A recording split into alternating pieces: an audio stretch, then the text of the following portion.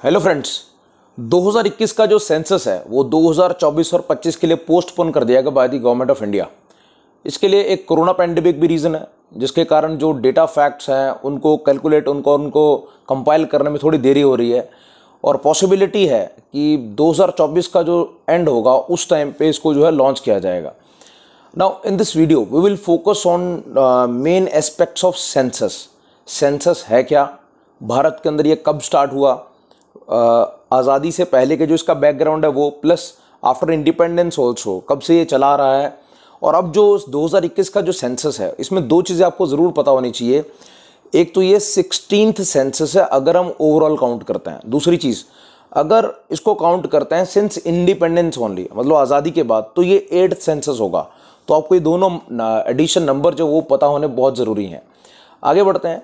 इसी टॉपिक से कुछ क्वेश्चंस जो बहुत सारे कॉम्पिटिटिव एग्जाम में इकोनॉमी से पूछे जाते हैं, जो फैक्ट्स होते हैं सेंसस के, जिसमें लिटरेसी रेट, मोर्टेलिटी रेट और इसके साथ बहुत सारे की सोशल एस्पेक्ट्स के आते हैं, ट्राइबल्स ओरिएंटेड एस्पेक्ट्स आते हैं, उन सबसे पूछा जाता है, रिलीजन डोमेन के आते हैं। तो ऐसे बहुत सारे इंपॉर्टेंट स्टफ हैं जो आपको सेंसस के फैक्ट से पता होना चाहिए। प्लस हिस्ट्री से भी, खास करके मैं अगर वाइसरॉय लॉर्ड मयो का नाम लूंगा यहाँ पे, लॉर्ड मयो जो वाइसरॉय थे 1872 के टाइम पे, वहाँ से क्वेश्चन कम से कम 3 से 4 कॉम्पिटिटिव एग्जाम में यहाँ से क्वेश्चन बन चुका है। और ये बहुत ही शॉर्ट वीडियो है, आपके लिए इंटरेस्टिंग भी होगा और यहाँ में बहुत सारी चीज़ें जानने को आपको मिलेंगी। So let's start now the details of this video. So हमारी जो वीडियो वो है सेंसस के बारे में। सेंसस, अभी जो सेंसस है ये पोस्टपोन हो चुका है, as I told you earlier also.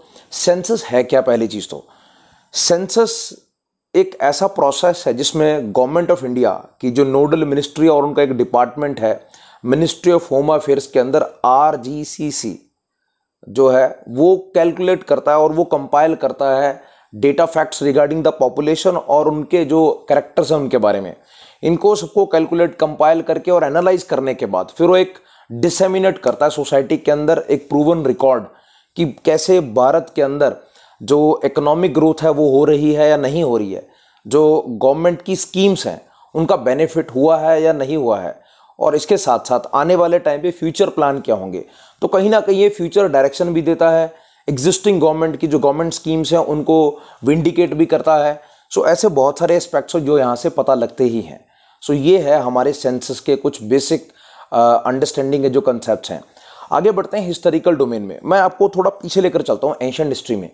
Ancient history के टाइम पे ऋग वैदिक पीरियड जो 600 और जो 800 और 600 BC के बीच में था, उस टाइम पे कुछ पॉपुलेशन को काउंट करने का जो कंसेप्ट है वो ऋग वेदा में ज़रूर मिलता है। उसके बाद 3rd सेंचुरी BC, उस टाइम पे कौटिल्य जो जिनको चाणक्य भी बोला जाता है, विष्णुगुप्त भी बोला जाता है, उन्होंने जो अर्थशास्त्र लिखा और उसके अंदर पूरी इकोनॉमिक पॉलिसीज होती थी, उसमें कहीं ना कहीं पॉपुलेशन का जो स्टैटिस्टिक्स है वो यूज़ होता था। सोसाइटी के अंदर जो लोग हैं उनको ऊपर जो गवर्नमेंट की जो उस टाइम के राजा की पॉलिसीज होती थी, खास करके टैक्सेशन की, उसको यूज़ करने में हेल्प करता था। तो कहीं ना कहीं उसमें भी इसका जो कुछ इंस्टिंक्ट्स मिलते हैं। Moving ahead in the medieval history, तो जो मुगल एम्पायर के जो मुगल किंग हैं अकबर जो राजा थे, उनकी एक एडमिनिस्ट्रेटिव रिपोर्ट आती थी N.A. अकबरी। उसमें कहीं ना कहीं लोगों की पॉपुलेशन की, उनकी जो काउंटिंग है और स्टैटिस्टिक्स हैं उनके बारे में डिटेल्स मिलती थी, वेल्थ के बारे में, सोशल एस्पेक्ट्स के बारे में, बहुत सारी और भी चीज़ जो सेंसस से मैच करती हैं, इन सब का जो बेसिक कंसेप्ट वो ज़रूर मिलता था। लेकिन अब आते हैं ब्रिटिश एरा के टाइम पे, जो कि हमारा मेन एस्पेक्ट है इस वीडियो का और जहाँ से क्वेश्चन बनने का चांस ज़्यादा रहेगा। सबसे पहले आता है, आपको पता होना चाहिए कि 1830 के अंदर, 1830 के अंदर there was a person Henry Walter, he is also called as father of Indian census. उनके टाइम पे पहली बार जो सेंसस करवाया गया वो पूरे इंडिया में नहीं था, सो कॉल्ड उस टाइम में ब्रिटिश इंडिया नहीं था, वो सिर्फ एक सिटी में था। और आपको सिटी का नाम याद कर रहा हूँ, सिटी का नाम है ढाका, उस टाइम की ढाका, और आजकल अगर हम उसकी बात करें तो वो ढाका है जो कि आज बांग्लादेश के अंदर है। सो ढाका के अंदर पहला फर्स्ट सिटी का सेंसस करवाया गया था under the supervision of Henry Walter, और that's why is also called as the father of Indian census. उसके बाद 1872 आते आते भारत के अंदर जो स्टैटिस्टिक्स डोमेन है वो क्लियर हो चुकी थी, और उस टाइम पे जो वाइसरॉय थे, सो कॉल्ड वाइसरॉय आने वाली वीडियोस के अंदर मैं वाइसरॉयस और गवर्नर जनरल हिस्ट्री के कुछ डोमेन्स हैं उनको भी फोकस करूंगा। तो यहाँ पे मैं नाम लूंगा लॉर्ड मयो। उनके टाइम पे जो पहला सेंसस करवाया गया वो नॉन सिंक्रोनस था। नॉन सिंक्रोनस मीन्स जो कि पैन इंडिया नहीं था, कुछ स्पेशल एरियाज को एक टाइम पे और कुछ अलग अलग टाइम पे उनको कुछ मंथ्स का गैप है उसको कंपाइल करके करवाया गया। तो पहला नॉन सिंक्रोनस और ऑफिशियल सेंसस भी उसको माना जाता है इनडायरेक्टली। जो पॉपुलेशन का सेंसस था नॉन सिंक्रोनस था वो लॉर्ड मयो के टाइम पे करवाया गया।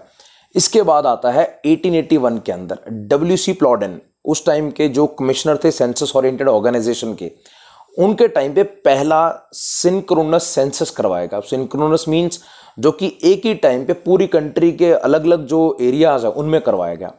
तो ये है सेंसस का बैकग्राउंड। अब आते हैं आज़ादी के आसपास। 1948 के अंदर सेंसस एक्ट ऑफ इंडिया, जो सेंसस एक्ट है 1948 का, वो पास करवाया गया पार्लियामेंट से। और Sardar Vallabhbhai Patel, the then home minister, he was also the first home minister and first deputy prime minister of India also. और उन्होंने एक पायलट जो प्रोजेक्ट इसको एग्जीक्यूट किया भारत के अंदर। 1948 का जो सेंसस एक्ट है उसके तहत उसके जो प्रोविजंस हैं उनको यूज करके 1951 में पहला सेंसस करवाया गया भारत के अंदर आज़ादी के बाद। एंड सिंस देन डेसेनियल 10-10 साल के बाद जो ये सेंसस होता आ रहा है, और ऐसे करते करते 2011 में लास्ट टाइम पे हुआ और वो 15 सेंसस था अगर टोटल देखते हैं, अदरवाइज 7 था सिंस इंडिपेंडेंस। और जो नेक्स्ट है वो 2021 में होना था। So because of corona pandemic और बहुत सारे सोशल एस्पेक्ट्स के रीजंस हैं जिसकी वजह से डिले हो चुका है। सो ये था इसका हिस्टोरिकल कंसेप्ट, और यहाँ से भी कुछ कॉम्पिटिटिव एग्जाम में क्वेश्चन बनने का चांस रहता है। आगे बढ़ते हैं इसी के साथ। भारत के अंदर कहीं ना कहीं जो हमारे लीगल सिस्टम है और इसके साथ साथ जो कॉन्स्टिट्यूशनल एस्पेक्ट है वो भी इससे जुड़े हुए हैं। जैसे सेंसस एक्ट ऑफ 1948, उसके अंदर जो प्रोविजंस हैं वो क्लियर करते हैं कि डेसेनियल 10 साल के बाद ये सेंसस होगा। और एक और ख़ास बात, जो सेंसस की जो रिपोर्ट होती है that's very confidential, even they can not be सीक्ड in the courts of law also. और अगर कोई ऑफिशियल, जो सेंसस ऑफिशियल है, अपनी मर्यादा क्रॉस करता है, वायलेट करता है प्रोविजंस ऑफ सेंसस एक्ट, तो उनके ऊपर भी पेनल्टी लगती है। आर्टिकल 246 ये ज़रूर आपको याद रखना, और बहुत सारे कॉम्पिटिटिव एग्जाम में यहाँ से क्वेश्चन बनने का चांस रहता है। हमारा आर्टिकल 246 जो है वो कहीं ना कहीं जो पॉपुलेशन सेंसस है उसके बारे में यहाँ पे जिक्र हुआ है। और जैसे हमारे पॉलिटी के अंदर हम पढ़ते हैं 7th शेड्यूल इंडियन कॉन्स्टिट्यूशन के अंदर, जिसमें कि यूनियन लिस्ट, स्टेट लिस्ट और कॉन्करेंट लिस्ट और फेडरल स्ट्रक्चर के जो पावर्स हैं उनको मेंशन किया गया है। तो यूनियन लिस्ट के अंदर इसके बारे में ज़रूर जिक्र मिलता है। तो जो आपको एक आर्टिकल याद रखना है दैट इज़ 246, और सेंसस का जो कंसेप्ट है यहाँ पे मेंशन्ड है। और 7th शेड्यूल के अंदर ही यूनियन लिस्ट है उसके अंदर पॉपुलेशन सेंसस करवाने का जो फीचर मेंशन किया गया है। और नोडल एजेंसी भारत के अंदर होम मिनिस्ट्री है। होम मिनिस्ट्री के अंदर RGCC, registrar general census commissioner, office of RGCC जो है ये कंडक्ट करवाता है भारत के अंदर सेंसस हर 10 साल के बाद। सो ये कुछ इंपॉर्टेंट पोस्टुलेट्स हैं जो आपको ज़रूर पता होना चाहिए सेंसस के पॉइंट ऑफ व्यू से, बिकॉज आने वाले लगभग 6 से 8 महीने के जितने कॉम्पिटिटिव एग्जाम हैं वहाँ पे इनमें से क्वेश्चन बनने का चांस रहेगा। और ये society, sociology, economy, historical domain, इन सब से जुड़ा हुआ एक ऐसा टॉपिक है जो कि सिग्निफिकेंट रहेगा सारे कॉम्पिटिटिव एग्जाम्स के लिए।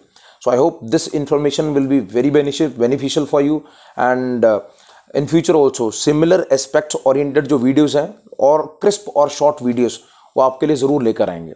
Thank you for watching.